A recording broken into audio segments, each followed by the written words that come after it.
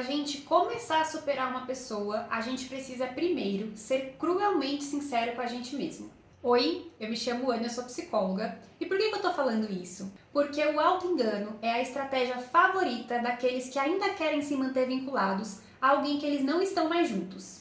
Tem até uma frase que é muito famosa na internet que diz o seguinte: às vezes você não quer se curar porque a dor é o último elo com aquilo que você perdeu. E aí, para manter esse elo, o que a gente faz? A gente começa a se contar histórias que não são coniventes com os dados que a gente tem, com as evidências realistas que a gente tem daquela pessoa, se ela quer estar com a gente ou se ela ainda gosta da gente. A fim de manter esse elo, a gente começa a fazer o quê? A gente começa a distorcer algumas coisas, a gente começa a diminuir algumas atitudes da pessoa, a gente começa a engrandecer outras, a gente fica negando alguns processos. E eu vou trazer aqui algumas coisas que são muito comuns que as pessoas se contam para se manterem vinculadas às pessoas que não querem mais estar com elas. A primeira é: a pessoa me ama, ela só não se deu conta ainda. Quantas vezes a pessoa ela fica acreditando que ela sabe mais sobre os sentimentos do outro do que ele mesmo? E aí nessa, às vezes a pessoa se mantém meses, anos presa a uma história que ela mesma está se contando. A segunda é: esse é o jeito dessa pessoa demonstrar. E aí nessa, a pessoa ela vai naturalizando algumas atitudes ou não atitudes que não fazem bem para ela. A pessoa ela pode ir se contando que é o jeito do outro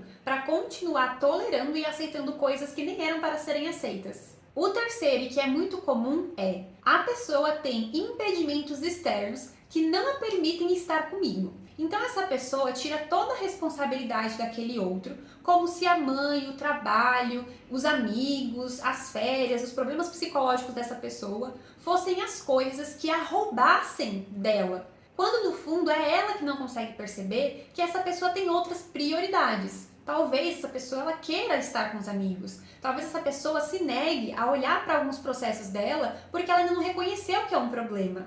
E aí você fica aí se contando que tem coisas externas que dominam essa pessoa e não que ela escolhe dar mais atenção para essas coisas do que para você. O quarto é: tem pessoas que são piores. Aqui nesse caso, a pessoa ela até percebe que a pessoa não dá para ela ou não é a pessoa que ela gostaria, mas ela se conta uma história de que é melhor ela se apegar a uma coisa que é ruim do que achar outra pior. Mas por que existem coisas piores? Significa que você tem que ficar onde é ruim? O quinto é: ele um dia ainda vai reconhecer o meu valor. E aí, quanto tempo mais você vai perder nessa história? Será que essa pessoa já não teria que ter percebido o seu valor? Quantas coisas você já mostrou que estão escancaradas que você quer estar com essa pessoa, mas isso fala de uma indisponibilidade dessa pessoa de ver e querer estar ao seu lado?